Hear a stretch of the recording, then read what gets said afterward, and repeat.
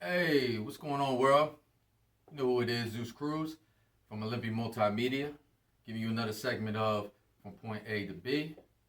In this particular segment, we're going to break down the essentials to starting your photography project. In an earlier video, we kind of discussed the different components, elements that you need to go about doing a photography project. But now we're going to go into detail on how to go ahead and manifest and create your photography project. Obviously, the biggest component is, besides the subject matter in which you're going to take a photo of, you're going to need the backdrop, a background, to kind of landscape the rest of your photo, depending on what you're trying to do. As you see here, we have a backdrop, but there's numerous other types of backdrops that could be a lot more elaborate, where they have multiple designs, or in this particular case, something simple where the colors are magnified a little bit more.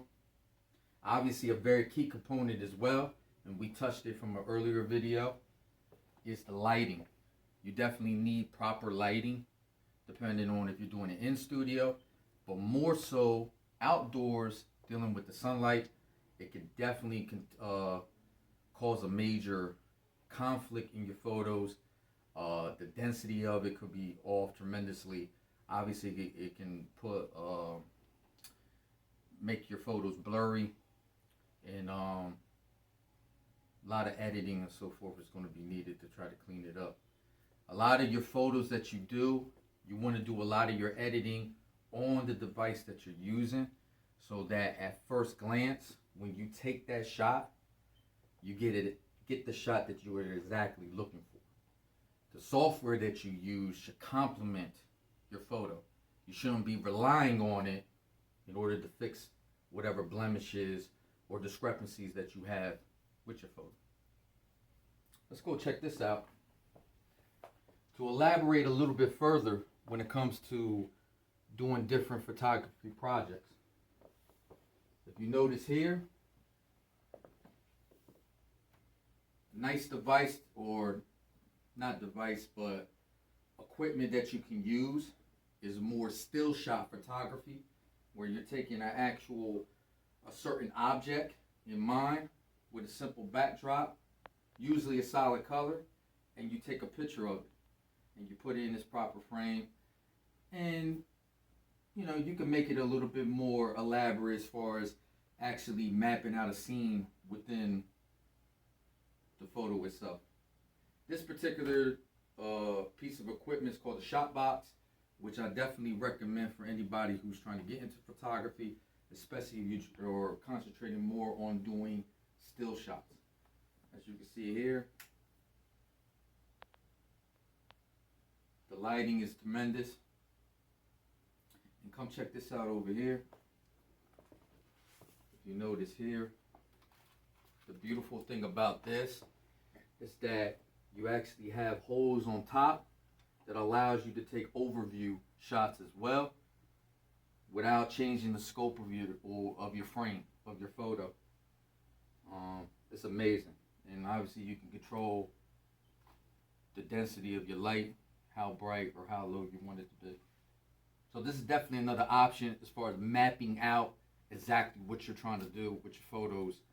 If you're looking to take a photo of a very specific thing, more minute thing, the framing be more smaller or a little bit more elaborate, involving more than one person, you definitely need a backdrop, or do it organically by using the landscape that's provided outside. Obviously, the equipment is very important. Whether you're using hybrid style cameras, such as this one. This model is the Nikon Coolpix P950 Pro, and it's basically a hybrid between an SLR and a DSLR camera. Or you can use your more traditional ones like a Canon, which is your more traditional DSLR. This one will allow you to add more components to it, depending on what you're trying to do. Portrait shots, still shots, wide angle shots, and so forth. You can add different components to it. This is basically my main choice. You have the boom mic. Also allows you to have the lighting as we turn on here.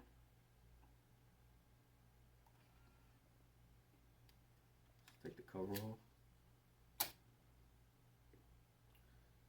And as you can see, man, just look how clear that picture is. Obviously, the better the equipment, the more clarity that you get in your photo. The beautiful thing about this as well, I have this component on here which adds more lighting.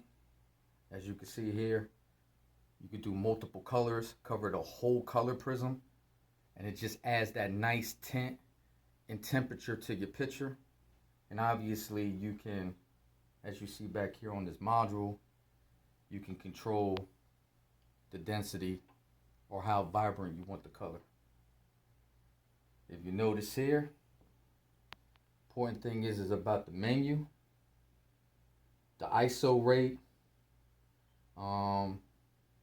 as well as different functions and controls when it comes to your picture. You actually want to control a lot of that on here. Again, you want to make that first shot your best shot. As you see here as well, you got different modes that you can do as well. So this is all about planning your photo and getting exactly what you want. The shutter speed, if you're looking to capture motion, you got auto mode, you got to set it up so you're going to do some night photography, and numerous other modes as well that provides for you. And obviously you can dictate your settings. So from here, as I got my man right here, he is the Jason Canyon of Olympian Multimedia. And the purpose of here is to show what it is, the scope of a picture, allowing to put everything that you're going to take a photo of in this proper frame. You notice there's props involved. There's another seat involved. Usually, obviously, you will have another person, or you can do it singularly. If you're looking to do more self-portrait shots, what would you do? Well, obviously, from standing between you and the subject, you will be a lot more closer to the subject to allow you to do the portrait, which allows you usually from the waist up, and you want it to be centered on the subject at hand. Or if you're trying to encompass more what you have here as the landscape, clearly you're going to take a shot. Step back,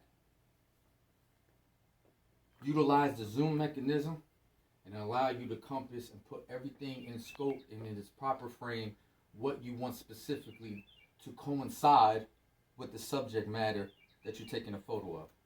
And obviously, whatever props are being utilized or any other type of components or anything.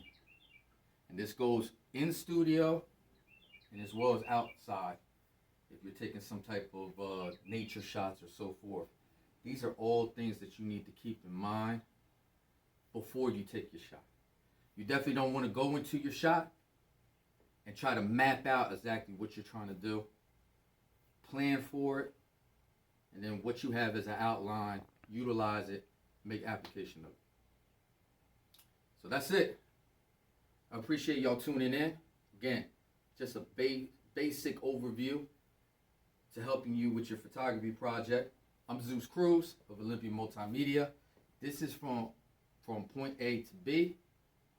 I'll check you out next time. Peace.